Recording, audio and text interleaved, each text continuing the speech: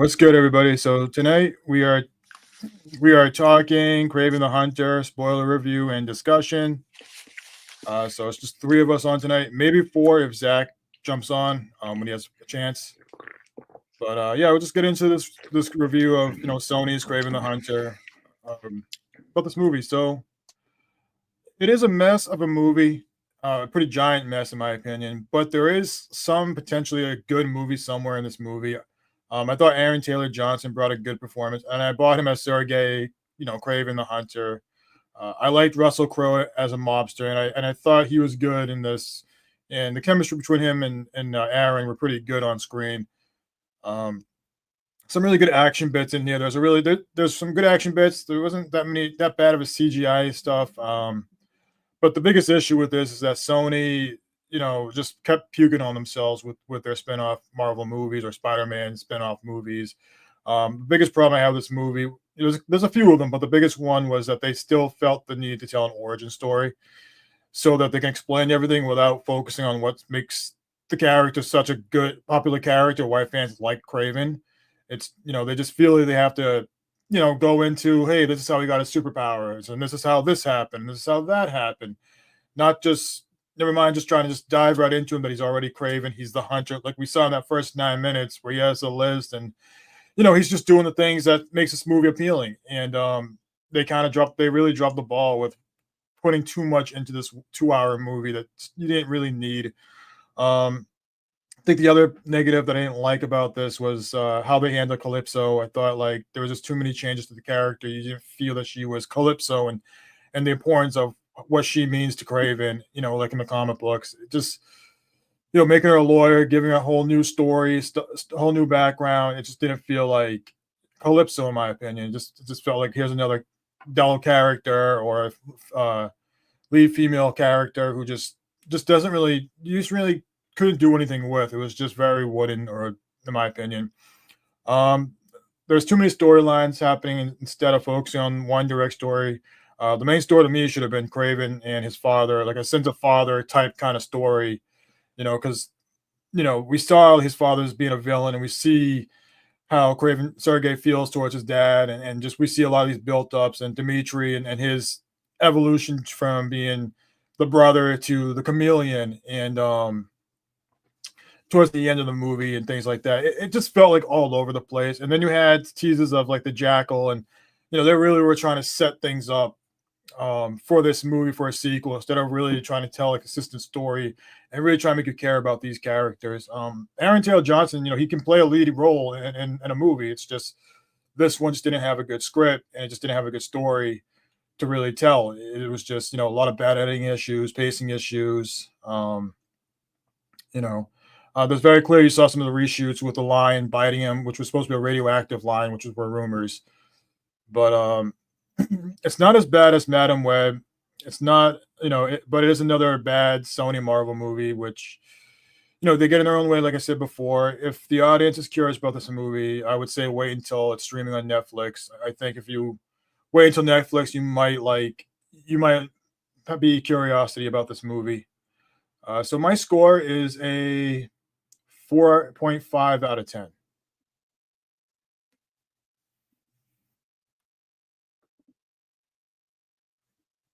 Uh, Mark or John, one of you guys want? You guys can go. You want me to go since you like to go last, Mark? Yeah, That works. You go Yeah, ahead. that works. Cool. That's what I thought. Anyway, so sorry. I've been stuffing my face real quick. But yeah, I'm probably the only person in this group that is kind of pretty, well, mostly pretty forgivable of the Sonyverse movies. There's very few that are genuinely decent. I would say the first Venom is genuinely a good movie. Like it's good, like unintentionally, like genuinely good. Venom 3 almost gets there. I mean, we talked about that if you want to check it out after this stream. This one is similar with my thoughts on Venom.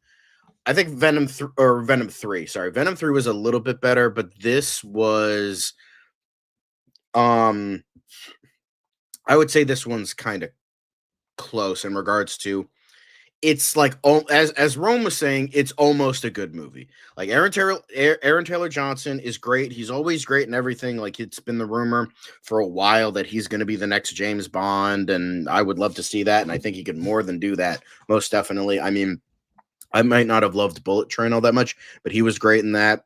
And I think he's done a lot of great things, and he's been in a lot of great stuff. And I think he definitely he definitely, took it seriously and like tried to give it his all, even though, as Rome said, the script was not very good. Same with Russell Crowe, even despite his phony and terrible Russian accent. I think he did a pretty damn good job as a good threatening villain. I mean, it's Russell Crowe. Although speaking of Gladiator connections, I will say Fred Hetchinger, I might get hate for this, but I thought he was better here than in Gladiator 2. I thought, like, Gladiator 2, I think it's mainly because he was surrounded by so much talent that he seemed worse. John, I agree with you on that one. But the fact that there was little talent in regards to this, maybe outside of Aaron Taylor Johnson and Russell Crowe, there was not a ton for him to do. He was more so a side character. So he didn't appear as like bland or as bad.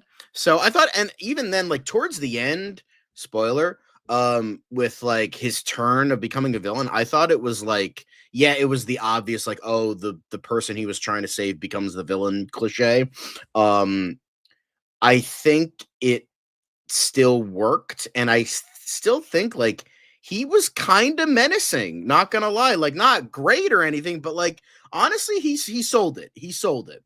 So I was surprised with that. I really liked the guy who played Rhino. He was, again, a lot of these guys, I think, did they tried their damnedest. I don't know the actor. I think he's an actual Russian actor. I don't know his name, but I think Alexander something. But I thought he was really good. He like I just love how I don't know. I just thought he was menacing. I thought he was very, I thought he was one of the more memorable parts of the movie. Same with the foreigner played by Christopher Abbott. I like I like his power set. Like that was really cool. And I like, how I thought he was like properly, menacing and properly no, I thought he was a good like a decently memorable character. I thought the chick who played Calypso was fine. Levi Miller, who played young Kraven, was good. He just has the worst agent ever because it feels like he's just in every terrible movie, but he's actually a really good actor. Better watch out if you don't believe me. But I thought the cast did a pretty damn good job, like considering. I thought the action sequences were pretty well done. I thought, there was some of the, haphazard editing type of thing that was really popular like 10 years ago, where it's like they didn't know how to shoot an action scene. So they have to like cut every other second to make it not as noticeable. And then you have really no idea what's going on. There was a couple things like that. And there were a couple like lighting things that like tried to like hide the CGI, which was noticeable at points, but for the most part, I thought it was okay. But yeah, the action scenes were surprisingly like enjoyable. The CGI wasn't too bad. Yeah, it was pretty like some of the green screen was really obvious, but the CGI itself, you can like kind of tell like when he's scaling the building, like, okay, he kind of looks rubbery.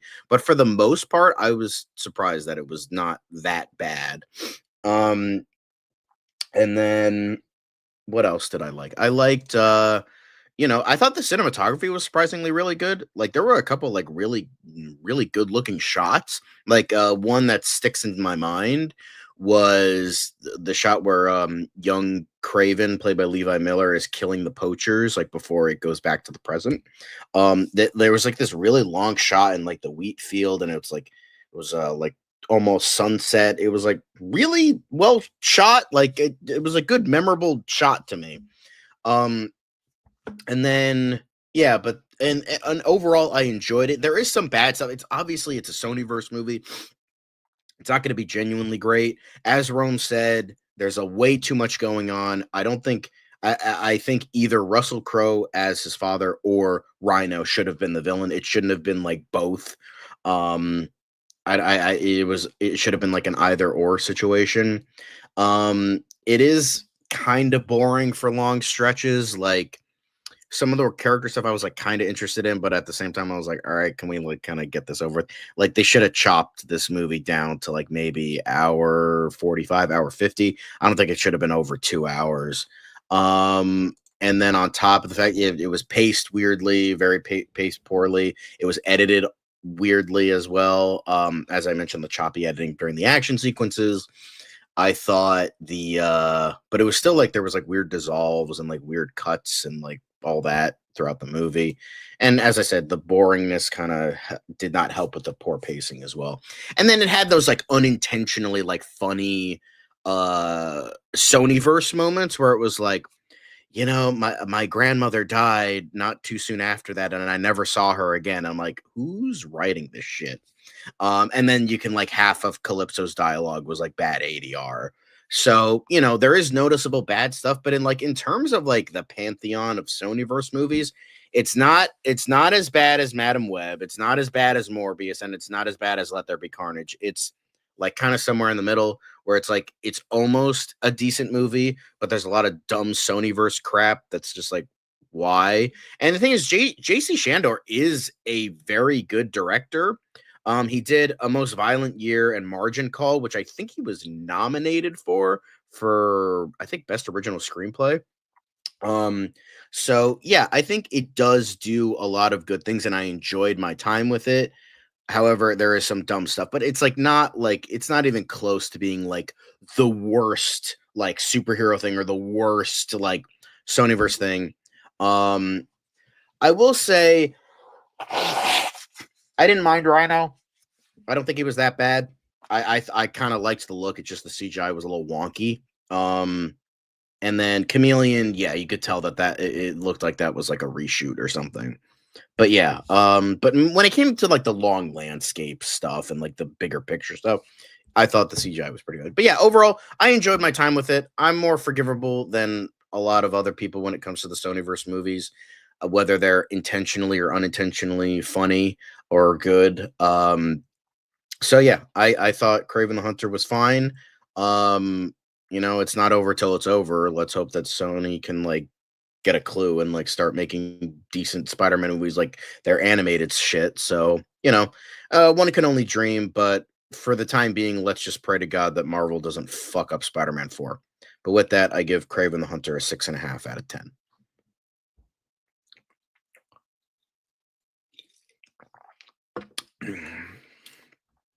All right, I guess it's mine, and I'm not finished writing my review as usual, but hell with it. I'll just read part of it and just wing it the rest of the way. There's a good movie in here somewhere, but this isn't it. Once again, Sony struggles to put out a quality product, although there are a few actually genuine positives here. So it's really more of a mixed bag. Aaron Taylor Johnson stars as the titular anti-hero in Sony's latest Spidey villain-verse film, Kraven the Hunter.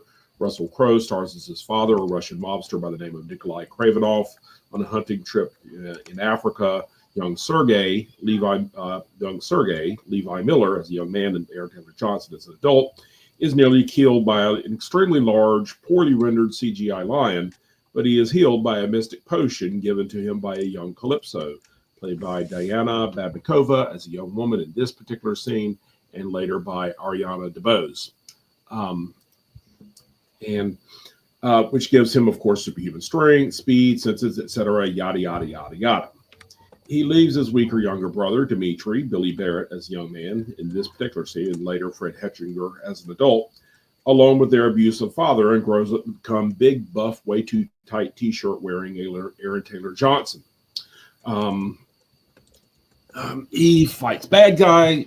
He goes out to live in the Russian wilderness in extreme eastern Siberia, and hunts bad guys who hunts poachers and bad guys and shit like that, and winds up running afoul there of another Russian gangster known as the Rhino, who is believe that was Alessandro Nivola as Alexei Sietsevich. I'm sure I'm butchering that. I'm sure I'm butchering that. But either way, who in this case, this Rhino is not have the technology suit. This is he actually has a skin condition from an attempted, from a botched experiment where some scientist gave him some super strength serum and turns him into like a literal Rhino man. So unless he takes this serum to damp down the symptoms, but either way,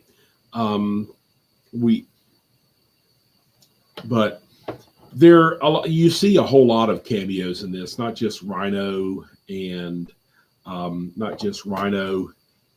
of course the main guy, Kraven the Hunter, of course, but you have there's Calypso, of course, it's already been mentioned. There's Chris Abbott as the foreigner. There's Dimitri, eventually becomes, spoiler alert, as have already been mentioned, the Chameleon, which I called early on because they already spoiled it. Because I mean, you know, when Russell Crowe in his very, very thick Russian accent that I could hardly understand half of throughout the movie, he goes, "My son, like a chameleon."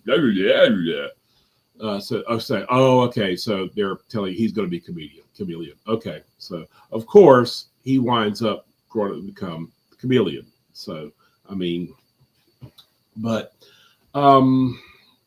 the problem is, you know, I mean, the movie it has all the same problems that the other Sony Villainverse movies have always had, you know, from the very beginning, you know, poorly written, poorly paced, just very, very basic. You know, it's not horrible. It's not cringeworthy like Madam Web or Morbius, but at the same time, it's generally very basic. It's like Sony is stuck in the early 2000s as far as comic book films goes. You know, so I mean, if you have nostalgia for those films, I mean, hey, you'll love the Sony Villainverse. Like my dude out here, even though I think he more loves it ironically than anything. So I mean, but and there's nothing wrong with that. But I mean, there are actually though a few genuine real positives. Like as far as like the poor writing, the dialogue. There's at one point she says, you know, after that, Calypso says at one point when Kraven is asking her about where she got the serum because he would like more of it. And, you know, she's like, oh, well, you know, I just got it from my grandmother on that trip. And then I left and she died shortly after we left and I never saw her again. Well, no shit, she died. I mean, that's a real line, you know, but I mean, so just, it felt like it could have been cleaned up a little more with the dialogue. I mean, just stuff like that. And there's kind of the basic all tropes, you know, I mean, after the opening scene, if you've seen, you know, they have the first 8 minutes of it online, you know, when he gets away and he's in the plane flying away, you know, the pilot's like, how'd it go? He's like, same as always. Good for me. Bad for them. Good for me. Dramatic pause. Bad for them. You know, I mean, I don't know why.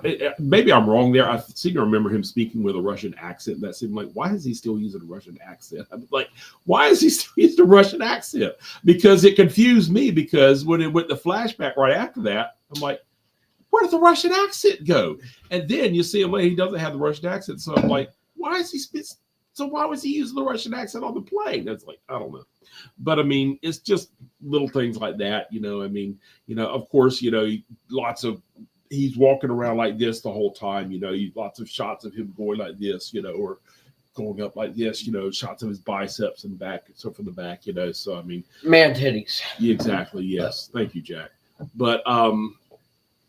But yeah, I mean, at the same time, there are some real positives here, like mainly the action. The action is actually really, really good in this. The R rating really helped in that regard because, I mean, they did not hold back with the action here. It's pretty brutal, and it's actually there's some really cool kills in this thing.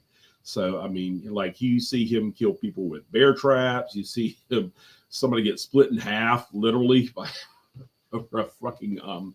So I mean, it's wild. So I mean, there's some really cool action in the movie. So I don't mind what they did with Rhino. I know we're debating that. I mean, because like you saw with the one comment by our brother Devin that another cool kid brother that he misses the Rhino footy pajamas. You know, that he would have preferred that over the CGI. And I can see that, but I can also see what my brother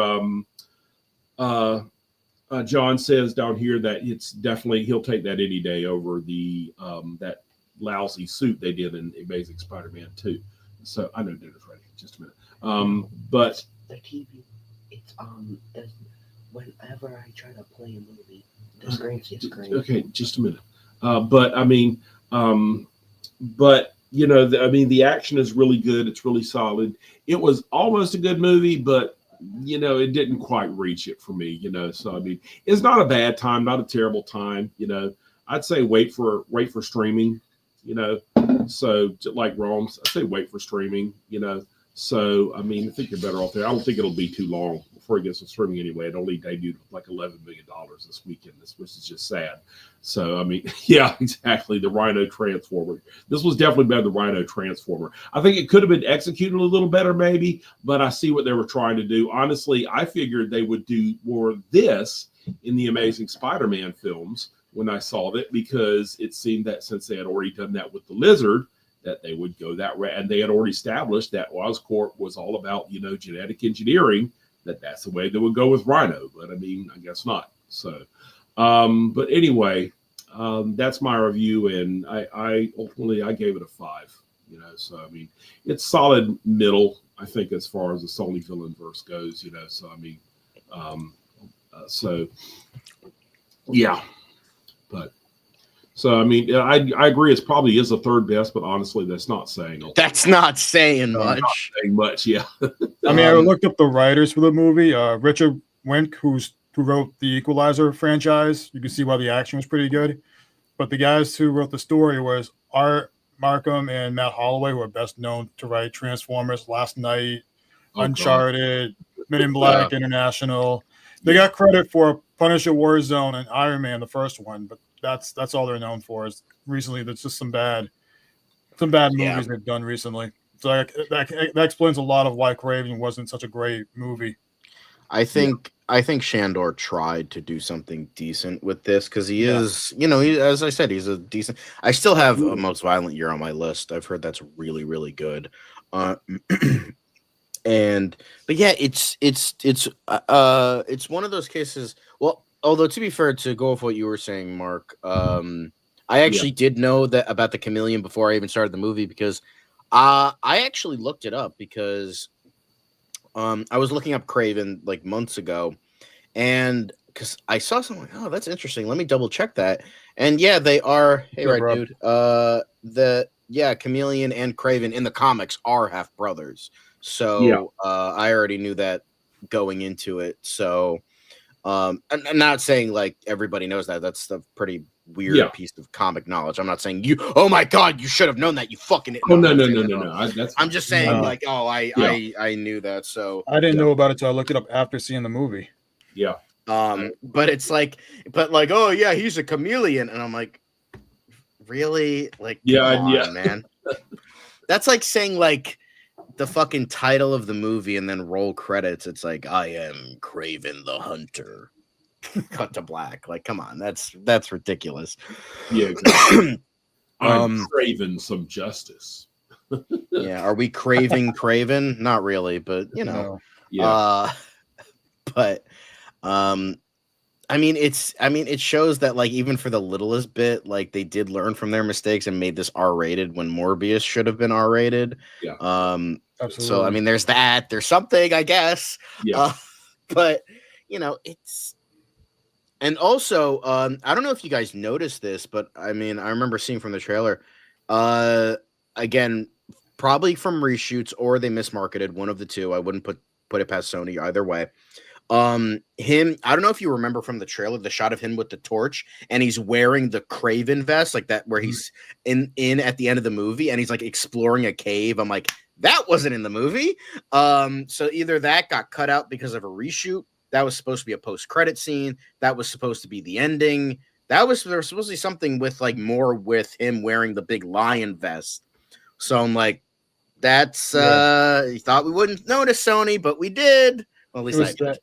Was something else I said, what I was saying in the chat before, after I watched the movie, well, as I was watching the movie technically, but about, it was weird to me that the Rhino thought was unbelievable that that was like a myth. Yeah, I get what you're saying, that he was supposed to be a myth, but my point was somebody who is literally transforms into a fucking rhino has no that's understandable. Like, exactly. I think it was just like you would think. I think in the way it was executed, it seemed like that, and it was just like I could see why. I'm like, looking back on the scene, I'm like, that was a little dumb. But yeah, it's just so this guy is unbelievably scaling a building. Meanwhile, I look like a fucking gray tumor with ball sacks all over me. So I just think they didn't have enough budget, so they were like, "Hey, we're gonna give you a backpack, so you can stay some IVs in your back, so you can stay as a human. So that way, we can save for the last battle because we don't have a $200 million budget. So we'll just try to utilize as much as we can of the Rhino." Yeah, exactly. I mean, that's good on them for doing that, because then it was only 110 million, which is still a lot, but it's not nearly as much as like fucking having it be like Brave New World, where it's going to be like $400 million. They're not going to say that because that was all in like reshoots and shit, but that was good on them. So like, maybe we'll get a profit. They won't, but that was like the hope. I am curious because they did say that there was the big reveal recently that like Sony could have been using Spider-Man this entire time, but they just didn't for no reason. So I'm like, and there was also the recent thing where like, since Sonyverse doesn't have anything for the near future for 2025, do you think they're actually going to go back to the drawing board and actually start to make their own Spider-Man movies? Or do you think they're going to try and just be like, okay, well, we're not going to have anything for 2025, but we're still going to do these villain verse movies? What are your thoughts on that? I'm just curious. I think they're gonna. Well, there's a story out there that they're gonna try to take a pause and reset the Sony Marvel movie, so they could be going in a direction where they're gonna do more like multiverse Spider-Man characters, like they're doing with Nicolas Cage, Noir Spider-Man. Maybe do another like Spider-Gwen or something, and maybe a Spider-Woman. Just try to get more of those characters instead of focusing on the villains. Because it's so funny if it was like, okay, I can maybe, as we've said, like I can maybe see Sony not having any rights to like the hero characters because they're being used and whatnot and all that. But it's like, there's not just Spider-Man. You have Spider-Woman, you have Silk, you have Spider-Gwen, you have, you have like all these supporting characters that could be used, and it's just like, why not just use them? Why are you like, for instance, what's so funny out of all of the Sonyverse movies, the one that was not El Muerto, because nobody gives a fuck about that, but like the one that was canceled has two characters that could have given you two good movies that would have warranted like, oh, they're heroes, so that works. Silver Sable and Black Cat. Why not fucking use those guys? I want to see a Black Cat movie. Like, Absolutely. The only other thing would be like the Catwoman movie, and that sucks. So as long as you're not as bad as that, then do that. But no, and then Silver Sable could have been like you could have done like a good origin for that. Like it takes place in like Soviet Russia, and like have it be like this one woman is like a rebelling against like the KGB or like the government. That could have been like a cool like espionage movie or something. And then Black Cat could have been like a good like heist movie or something. But no, let's do a Madam Web movie, which I mean, Madam Web isn't a terrible idea. It's just the way they did it was so generic. That could have been like a good surrealist, like experimental movie, because Madam Web is definitely like a weirder character. But it's just like, why not do that? Yeah. Like, I don't know. It's just weird to me, but it's Sony. So they're only the only company dumber than Sony is Warner Brothers. So there's that. That's not too far apart, but yeah, it's like especially with, Madam Web, they did more reshoots on that too, with just like Kraven, and took a lot of the Spider-Man aspect stuff out that was out there. Yeah. You know, it's just with this one, it's like you kind of recognize the reshoots with the radioactive lion now just being a lion that attacked Sergey, and it's the potion that gives him this power after getting bitten by the lion. That their convoluted way of explaining how he gets his powers, which is really bad because I'm more curious with this potion, and it's like if Eclipso family has this potion, like why are they sitting on it and not using it? Just so many things where I'm just like, okay, it's not clarified what you're trying to do here. Like, especially when it was reported you're trying to do a radioactive lion that gives him his powers. but wrong. A drop of that lion's blood and some symbols and shit. Some magic symbols and shit. That, and tarot cards too. We're gonna give you some tarot cards, tarot cards and shit. Yeah, I also love the montage when he was getting his powers when he was under. Yeah, it looked like a that's what I was it looked like a montage plugin that you get with like DaVinci Resolve that you plug into the movie with like a bunch of like B-roll and stock footage shots. It just looks so unnatural. It looked like the opening of Charmed or something. And, it's like the opening of Charmed. And then there was like the black and white stock footage of the lion, and then it goes into the title. And I'm like, couldn't have done anything better with that. Yeah. But yeah, it's like that's like the Sony verse kind of stuff with leaking in, and but I mean, I still found it funny, so it's like, yeah, whatever. But yeah, I mean, and then they at the end they have to do the pose, like the famous like Kraven pose where he's in the chair and he has the fucking washboard abs and the fucking huge ass lion thing. And I'm just like, how are they gonna make it like, okay, let's say this does get a sequel, it won't, but hypothetical. Like, are they setting it up like just because of this one conversation he has with his brother? Like, you are really like our father, even though you try not to be. Is that just going to make him, okay, I guess I'm a hunter of everything now?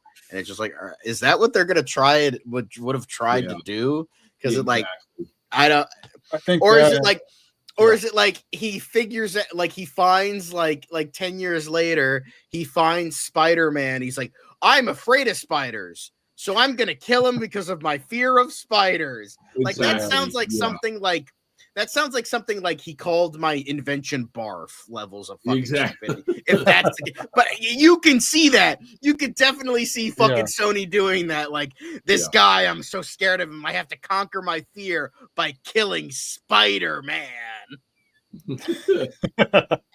I thought they were trying to set up the Jackal for the next movie, especially when they were mentioning like how like with Rhino and then with Dimitri becoming the chameleon, where they mentioned like, hey, who you seeing for this doctor and how do you become this? And when they mentioned Miles Warren, I thought, oh, the Jackal. Okay, like I know who the Jackal is. So are they setting up a sequel where he's going after the Jackal because of what he did to his brother? And and just what you said is it's just like, are we gonna have a sequel where he's just blaming himself for Dimitri becoming what he became and allowing it to get this far? I mean, I don't know. It just seems it's a clusterfuck. Yeah, there was way too many elements. I will admit that. But yeah, it just like, and then there's like the obvious twist of like, oh, it was his father the whole time. It's like, yeah, no shit. Yeah, no kidding. Exactly. It's either going to be a character that we don't know that's like some major comic book character, like it was actually Miles Warren the whole time, or it was his father. But like, obviously they weren't going to do the former, so it's like, it was Russell Crowe all along. And it was just like, all right, come on. I thought they were going to reveal that Dimitri was behind the whole thing. Like he was behind getting kidnapped. That's what I thought. And all this stuff too. But I'm like, oh, it looks like they're averting the twist of like the brother becoming the villain. And then like 2 minutes later, oh, never mind. Yeah. Because then it's like he killed his dad for nothing if he wasn't really behind it. One thing, that got me about Kraven is supposed to have super senses, so I mean he should still be able to, for the foreigner, when he takes the glasses off, he should still be able to smell him. I mean, he can disguise his sight, he might not be visible, but he can still smell him. He still has a scent. I mean, shit. Exactly. And he smells. No, his scent. No, didn't you know, Mark? His scent disappears. It's magically everything disappears. Only if a guy's cheating on his girl. Exactly. Oh, no. I thought it was a funny moment, but it was just, it's just a throwaway. I thought that was funny. Yeah. She was gonna find out anyway, bro. Exactly. Although speaking of the accent, I kind of like what they tried to do to hide the fact that Aaron Taylor Johnson isn't really doing a Russian accent. It's like, okay, he was in London. They lived in London, so he doesn't really have a heavy Russian accent. He just kind of has one because his father, but he's surrounded by English people this whole time. It's like, okay, that's understandable. It's still a garbage accent, but you tried to make it work. Not very well, but you tried, right. I guess. I mean, I thought he did a good job embodied Kraven. I really thought they found the right actor to play him. It's just everything around him, story-wise, fell apart. Although, you know who would be like a good, like, grown-up Kraven? Like someone you could see fighting. But I could see Jason Momoa doing it. Oh, yeah. That would be pretty awesome. That'd be great. But now he's busy doing, And I Am Steve. So... Oh my God! You would think for a guy who brought $1 billion to an Aquaman movie, he would be doing bigger and better things, but nope. Oh my God! I Am Steve. I think Aquaman: The Lost Kingdom broke him. Yeah, exactly. I think it fucking broke him. Yeah.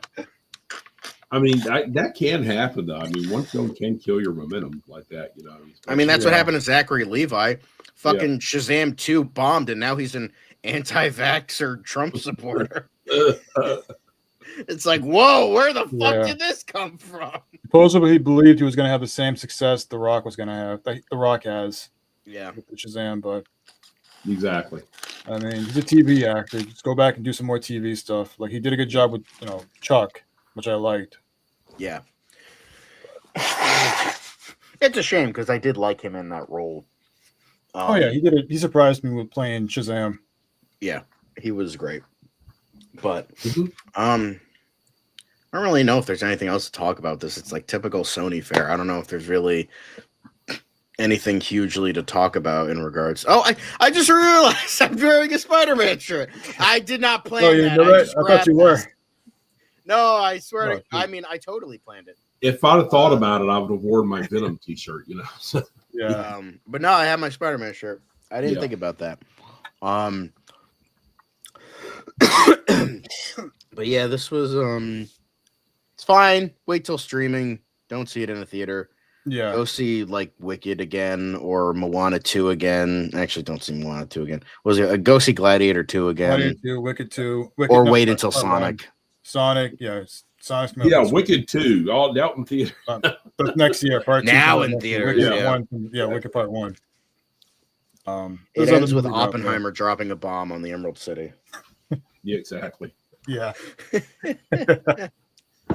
I don't know. I was gonna say it's probably gonna be on Netflix in January, just like the Madam Web movie was, just kind of like a month after it comes out. So I would say if you want to check out Kraven the Hunter, check it out on Netflix next month when the holiday break starts for a lot of people. Yeah. And one thing I can say, Amy Pascal was not part of Kraven the Hunter, so she gets a pass. Avi Arad was still around for this movie, so there you go. Yeah. So did Amy Pascal like totally leave Sony, or is she just kind of? I don't know. I think she's still like half in, still half out. I'm not sure what her deal is. All right. Not like I care, but just curious. I mean, she started. That's probably why. If she wasn't around for Venom 3 and Kraven, that makes more sense because they were at least close to like halfway decent. Because she wasn't fucking a part of it. Yeah. What's she doing now? Let's go look it up. Yeah, but unfortunately, you still have the stupidity of Avi Arad, who can't. Yeah, her name's still part of like the Spider-Man Marvel Studios franchise, right? And Spider-Man Beyond the Beyond the Spider-Verse, and then I think whatever else they're working on that she was a part of, she'll get a credit for. Elmware Productions. Her own production company or studio. Yeah. But yeah. I think right now. I thought Sonic the Hedgehog. Well, I think Sony's going to see how the Nicolas Cage Spider-Man Noir is going to do. If that does really well, I think they'll switch gears to like let's do more. Let's do a Silk movie or a Spider-Gwen movie or something where like if that's a success, because I don't think they're they're completely done with doing something with some of these characters. Right. So But yeah, that's all I gotta say. yeah. Overall, decent flick. Nothing amazing, but nothing amazing. But nothing like it's not like Madam Web or Morbius levels of bad or unintentional hilarity. It's just kind of dumb at points, but good action, decent enough story, good cast. But next up, we got, if people can find it, War of the Roar Rim. Yeah, I don't know. Can't find that. If we can't, then we'll skip that one. Maybe Mark will do a solo review of that one sometime this week. Oh, you're muted, Mark. You're muted, Mark. Yeah, sorry. Yeah, I thought about just doing one myself. If anybody else, like Rones, if you want to see it, I can wait If for I- you to see it. I mean, All right, yeah. If I can find it somewhere, I'll definitely do one with you. yeah. But after Yeah. that, we have Sonic. So that's, in terms of the next big review, is Sonic. Yeah. Which, oh my god, I gotta say, I don't care what anybody says. I'm excited for that one. Like, I remember because my sister rarely goes to see movies in the theater, but she went to go see Wicked, and she's like, "Oh yeah, I saw that trailer for what is it, Sonic 3?"